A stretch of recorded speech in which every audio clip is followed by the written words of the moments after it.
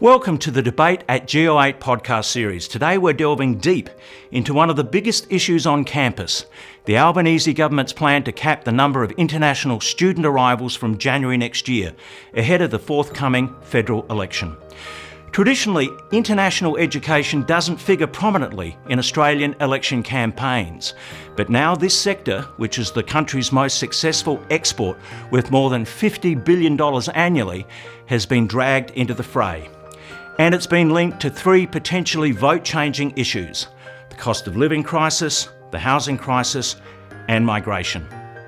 Hello, my name's Ron Candelars. I'm a freelance journalist and producer. And throughout this series, we've been canvassing a range of topics touching upon the work of all the Group of 8 universities. They include the Australian National University, Monash University, UNSW Sydney, the Universities of Adelaide, Melbourne, Sydney, Queensland and Western Australia. In this podcast, we'll talk to three students: Cyrus Cheng from Hong Kong, Ayesha Shaikh from India and Bolong from China, about their experiences and how they've been impacted by the political debate. Also with me in our Sydney pod booth is the CEO of the Group of 8 universities, Vicky Thompson.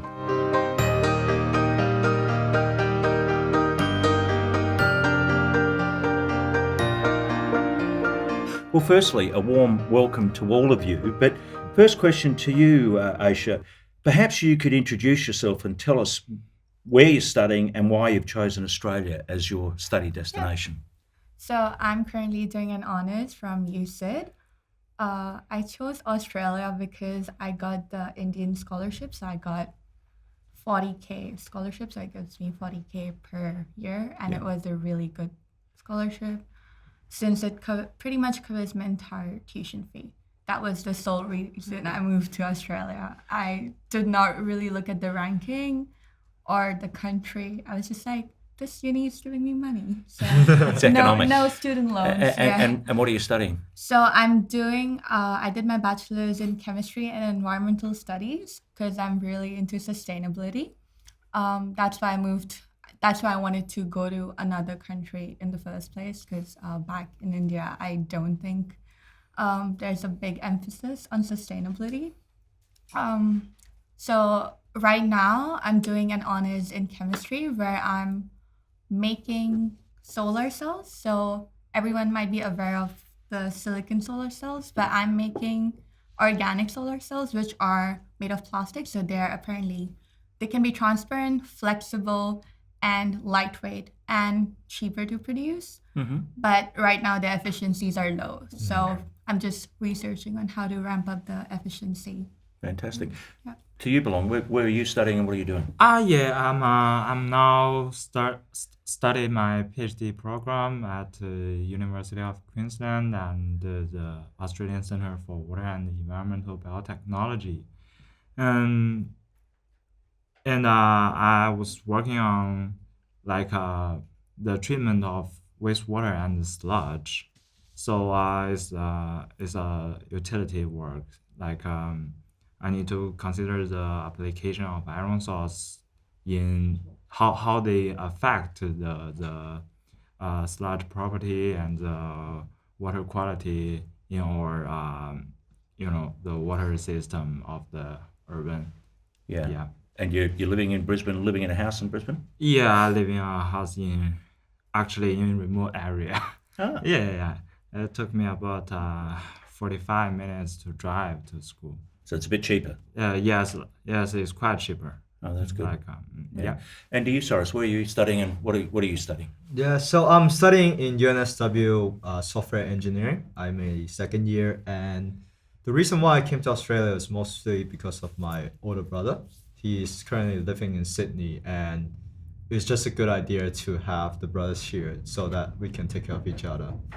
And what I don't have any research stuff yet, but mostly what I do now is just programming and stuff. Okay. So maybe get some perspective on this issue to you, Vicky. Perhaps you could outline the number of higher education enrolments from international students in Australia and the number who've chosen Go8 universities. Thanks, Ron. So I think in Australia at the moment, there's around about, say, 500,000 international students in June 2024 this year. We have around 190,000 international students at the group of 8 universities that I represent. And we're really here today because international students have been part of the fabric of Australia for decades, actually, since, well, the first international student to come to Australia from China was in 1923. So that's how long we've been teaching international students. But increasingly and quite sadly, where we are now is that the international student market is seen very much as part of our service economy, which is a positive, but it's really seen through the prism of the economy and not the people. Mm-hmm. And I think that was why we really wanted to get behind the veil, because right now we're in this pretty, toxic debate around migration and cost of living and all of those sorts of things, which are demonstrably untrue. And I know we're going to talk a little bit about that. But, we've got 3 students here, just 3 of our 190,000 students, who are doing incredible things and getting an amazing education from one of our top 100 universities. And I know you said you didn't look at the ranking, but you are at a good university and making a significant contribution, not just in terms of the studies that you're doing, but what you may do post your education, whether you stay here or not. Mm-hmm. And I think that's a really important thing, because 86% of our students actually return home. And that's important because you take your skills and you go and work in industry or whatever you might do in your home countries, but some of you stay, and we need those students to stay because we don't have the pipeline of domestic students coming through. And so there are a lot of international students. Clearly there's a lot of politics at the moment. We're recording this 1 week before the Senate will consider caps on international students, which necessarily won't impact the 3 of you here, but it does have an impact more broadly. I think that puts us in a really difficult position as a nation, as being a welcoming nation. So that's why I thought it was really important for us to talk to students to find out how you're feeling and actually, do you feel welcome? And just to get some ideas, sort of sense from you about what you think about the current political debate, or is it just noise that you're not even hearing? Yeah, because the issues that are looming large, migration, cost of living pressures, a housing crisis, you would hear these issues being talked about in the community and news bulletins, etc. How does it impact on you? Maybe to you, Ayesha, first. Have you been aware of the debate, and has it impacted on you in any negative way? Yes. So I had to apply. Sorry, I had to apply for another visa because I finished my bachelor's this year, and it was $1,600, Yes. which was insane. Because when I first came here, I had to pay $600 for 3 years, and I got that money back because the government was doing this visa refund scheme for students affected by COVID. So I got all that money back. And then for just 1 year, I had to pay $1,600, which was a lot because I'm pretty financially independent. So I pay my own rent and everything. So it was just a big burner in my bank account. I was like, what? It's a really good point that Ayesha makes, because not only has the government signalled caps on international students, but they increased the visa fee, which is non-refundable, and we're now the highest visa fee in all of our competitor markets, Right. by a lot. And so, that's another kind of, dare I say it, the cash cow element. Yeah. Do you feel a bit like that, Ayesha, that you're being hit and exploited in some way, that they see you as a revenue source? Yes. Personally, I know I'm more privileged than my other friends who are paying a lot of fees because I don't have to because of my scholarship. But I don't come from a very rich, wealthy background, so it's a bit of a hit. Mm-hmm. And very surprising because when I first came here, it was like, oh, we love you, take your money back. And now they're like, okay, give us $1,600. And I'm like, and just the prices, like cost of living. I've realized that I need to work part-time jobs more, which shifts the focus away from my studies. Yeah. Especially Sydney because it's so expensive.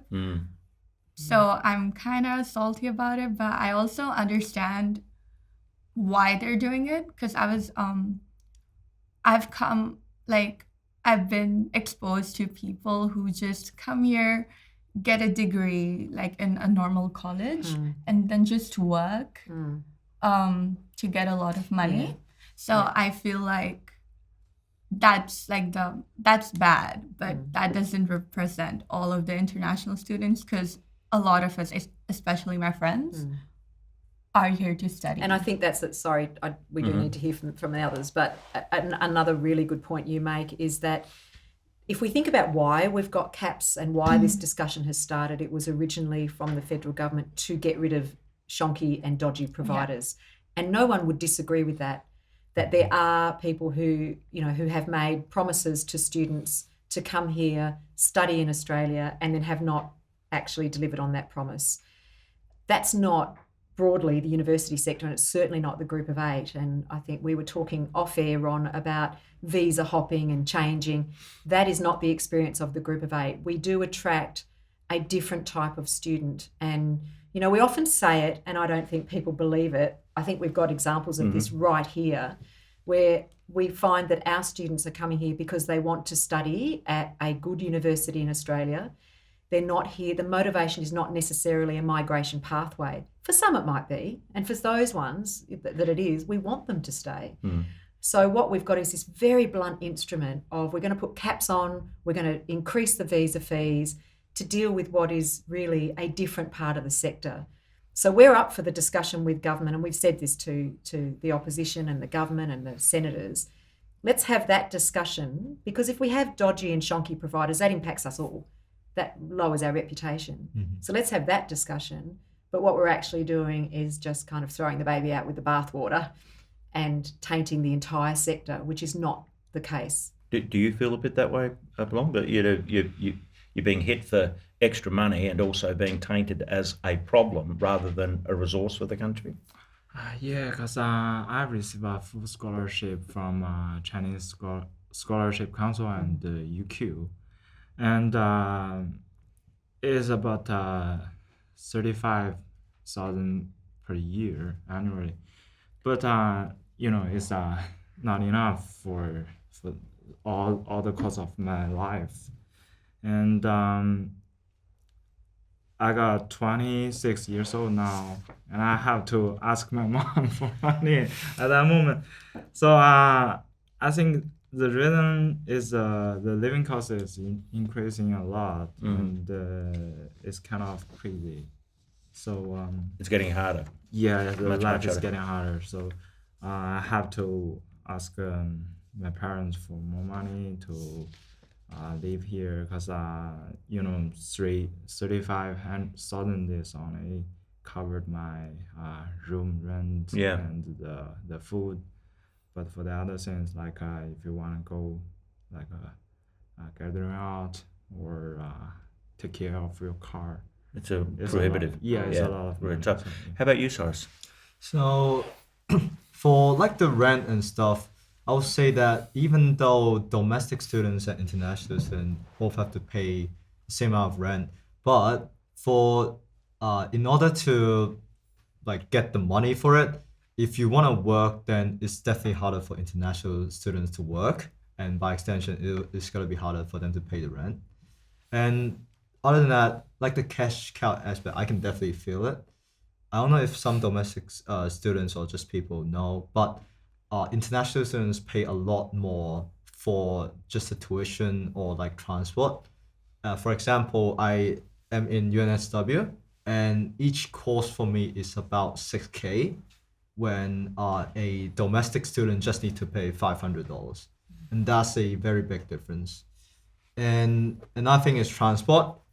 Students usually can get concession cards, but we as internationals cannot, so we're paying like at least 1.5 or 2 times the amount when compared to the other domestic students. So the cash cow aspect, I can definitely feel it. And go back on to like those people who don't really contribute to the country. Like I've definitely heard stories about it, but I don't think that's the majority of international students here. Well, I looked at your background. You do amazing community work here in Australia. It's fantastic. Yeah. Just tell us a bit about what you do. So I am a community service director in my university. In my college in the university, and what that means is I basically organize some community service and also like find people to do it. And what I do is I have like a weekly visit to a nursing home, help them to clean up the garden so that the nuns there don't have to do them themselves since they're quite old, to be frank. And I also have a fortnightly blood donation run and also a run with the Order of Malta. We give out stuff to homeless people in the city so that they will be more comfortable, if that helps. So given all of that, do you feel that you're all being made to feel like you're scapegoats for some of these bigger issues in Australia, namely, cost of living crisis, housing crisis? You guys get wrapped up in this issue. When people talk about there's not enough houses, it's because there's so many international students here taking up accommodation.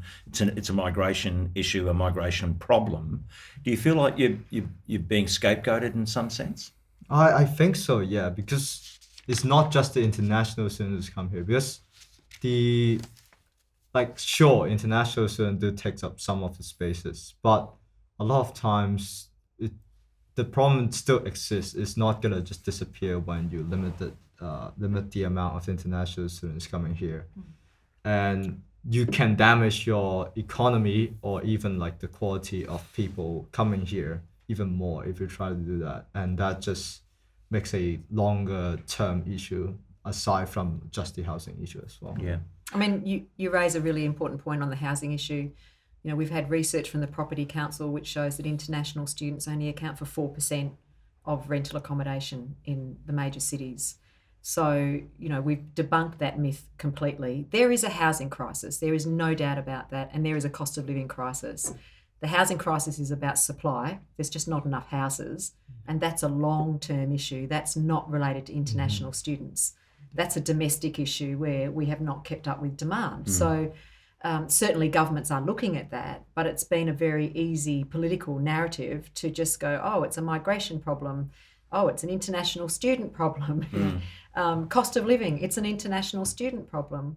I'm interested to know, you mentioned that you do work part-time. Yeah.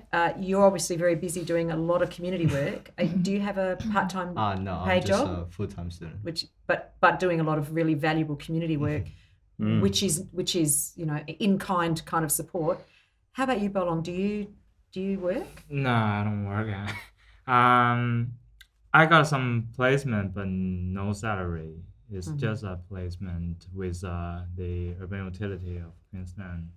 So you're one of those poor PhD students who are overworked and very underpaid. Yeah. But you're getting industry experience, right? Yeah, which is a good thing. That's what I want. Yeah. The experience in industry, and I think it's better for me to, enter the industry after my PhD program. So. And it was fascinating talking to all three of you. You all said that, you wanted to come to Australia because you thought you had better technology, better teaching than the places, Hong Kong, India, China. So we sometimes here in Australia, we tend to denigrate our own capacity. But what you're saying is that you sought out this country because it had a higher level of expertise and technology. That's right for you, Ayesha? Yeah, that is correct. Especially, I can't say for all the fields, but especially in the field that I am in. So I'm really into sustainability, environmental studies, and chemistry. So just back home, there's a lot of focus on medical and engineering. So I definitely think the courses here are much better. Mm-hmm.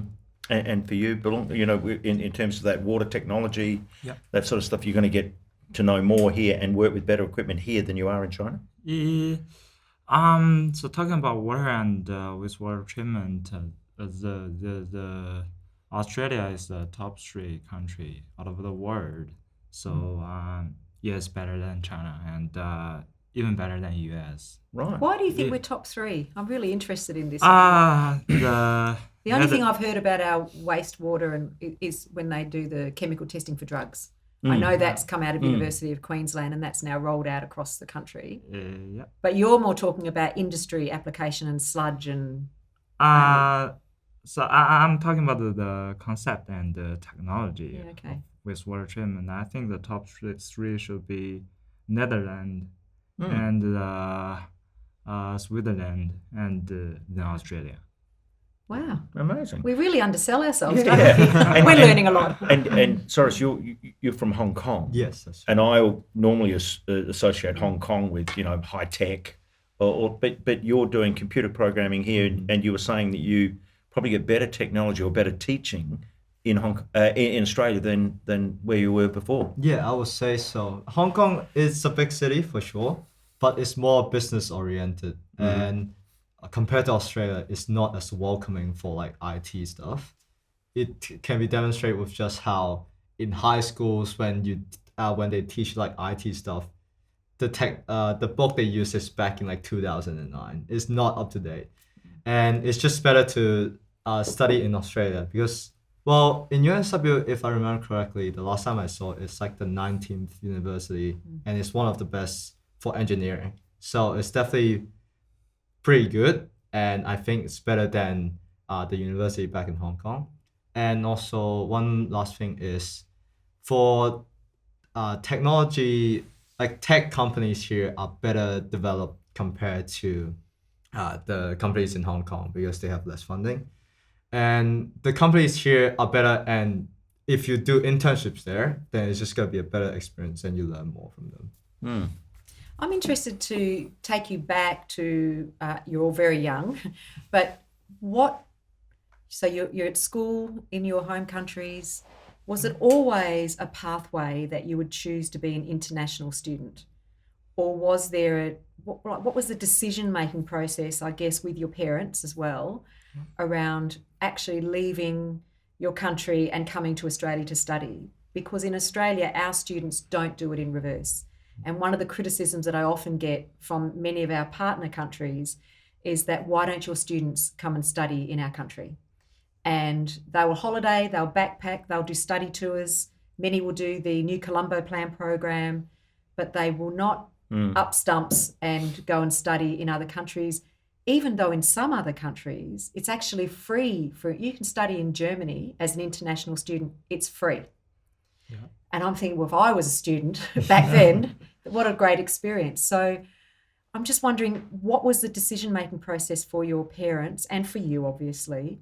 I know you had your brother here, so that was a start, but at some point there must have been some discussion about let's go somewhere. So maybe starting with you, Cyrus. Let me think. So I guess the decision didn't really come before I decided what my degree is going to be because It did or it didn't? it didn't. Yeah. Like I didn't decide until like pretty late that, oh, I'm going to do computer science. And then if I'm doing computer science, then it'll be better to go somewhere else to study because back to it, if I want to work in a better tech company, then it's probably not in Hong Kong. And if I want to work in that company, like afterwards, might as well study abroad as well, because then you won't connect with people in uni and then just lose all that connection. And that's where the But why main not idea. Canada or the US or the UK? So Why Australia? I guess in Hong Kong, it's quite popular to go to Canada, the UK, or Australia. These are the three main choices. And yeah, I guess the main decision was that I have someone to like take care of me in case of an emergency. That's why I chose Australia. And yeah, as I said, the unis here are pretty good. So Yeah. How about you, Ayesha? I have mentioned my main decision-making process. It was because of the scholarship, but the whole moving. Did you apply for scholarships in other countries? Not really. Yeah. So when I was young, I did not want to go. I did not want to move. I really liked I still do, but I really liked my country, and I never thought I would go abroad. my mom always wanted to go to like Dubai, and I was just like, no, I like it here. I have my friends. But I was doing IGCSEs and A levels, which are Cambridge education. So I was always in international schools. So I've always learned the curriculum from like Cambridge. So I did GCSEs. We call it IGCSEs. I got really good grades. So then I did A levels.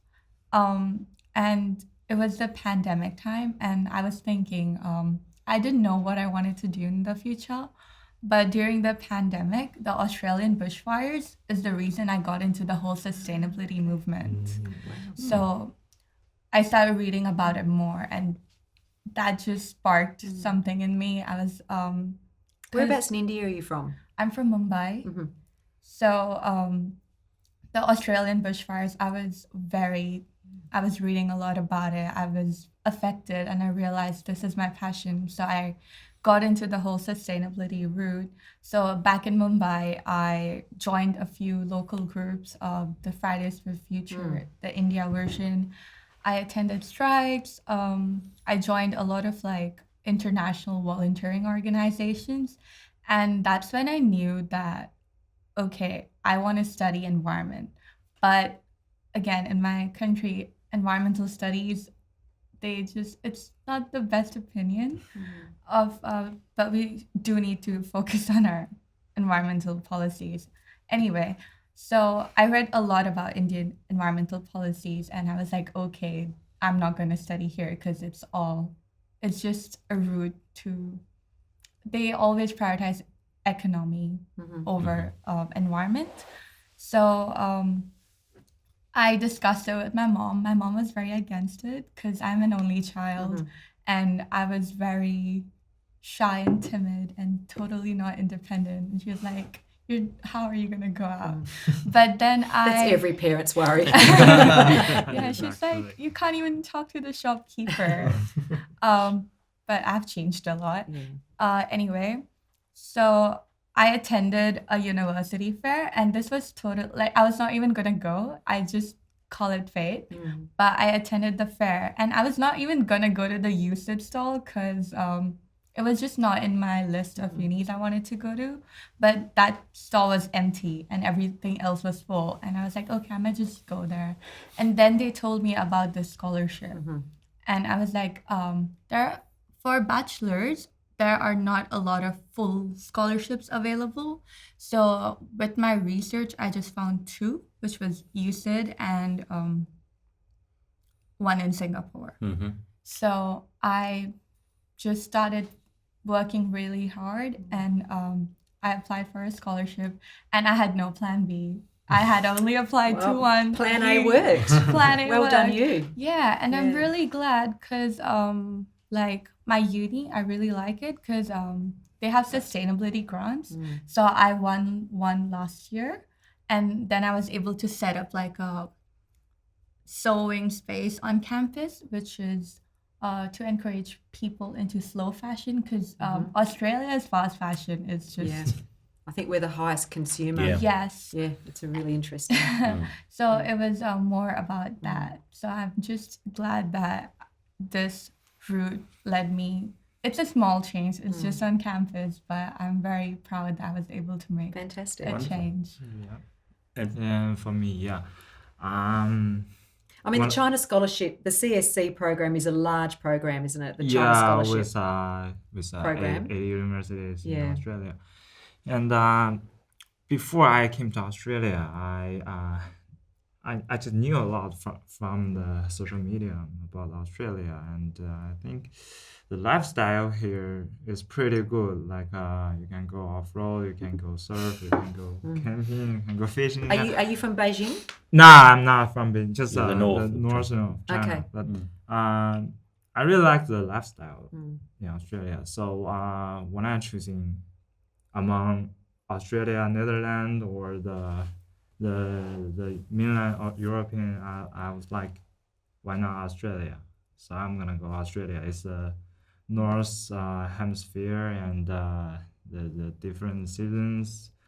So that's the main reason when I'm So, choosing so, Australia. so Vicky, we listen to these amazing young people and what they can contribute to Australian life and what they're learning here, and they make the point that they're here because they think the universities are great and the technology is great and the teaching's great. So, and yet we have a government that appears to be blaming international students for everything from cost of living to housing shortages, and since COVID, their element of the economy has been, more than half of Australia's economic growth in 2023. So how does the Group of Eight deal with this issue where those in politics seem to have taken a set view that doesn't seem to be backed up by the numbers, and when you talk to these people, it doesn't seem to be backed up through their experience? Yeah, it's all politics, isn't it? And in fact, the Reserve Bank of Australia came out just, I think, a fortnight ago out of their last, not the most recent meeting, also concerned about the impact of international education and cutting that on our broader economy. So all the numbers are there to say that this is such an important, I have to talk about the economics of it, but this is an important economic sector for Australia. It's the largest services industry in Australia. It's third or fourth largest export, whichever way you cut and slice it. Importantly, you made a point about taking places and talking about housing and those sorts of things. If we didn't have international students at our universities right now, we wouldn't be able to cross-subsidise into teaching. We cross-subsidise into our domestic teaching. We talk a lot on this podcast about research, and our group of universities do the most research out of all universities, about 70%. And there's a heavy cross-subsidisation to fund that research. So international education is funding our national research effort, but it's also funding our domestic teaching effort. And at a time when we want more domestic students to study because we know that the jobs outlook is we need more highly skilled people at the other end, you've got this really challenging pincer movement at the moment. So some of our universities, ANU, have announced significant cuts. All of our universities are looking at their budget bottom lines. You can't cut hundreds of millions of dollars out of universities' budgets and that doesn't have an impact, whether it's staff, whether it's increased teaching loads. That has an impact on all of our students. And I think that's important to also think about our students as our students, not international students or domestic students, but all of our students. For the government at the moment, and I think we've seen this more broadly internationally as well, there is a huge migration debate going on. Canada put caps on. The UK put restrictions on visas for postgraduates for their families coming in. It's almost like we're de-globalising. And I think we'll see the error of our ways, both in an economic sense, definitely, and the RBA is sounding the warning and others, but also socially and culturally. We sort of pay a bit of lip service to that, but we've heard these stories, and I can tell you we can have countless more people sitting at this table telling us about your great research, your great studies, your community service. That all adds to what is supposedly the greatest multicultural country we've got. That's what we talk about. And yet we seem to be going down quite a different path with the narrative that we have. So, this is why we have this discussion, to put the human face behind the story. And, if we talk to our politicians, which I do regularly, there's no one that says that international education is a bad thing.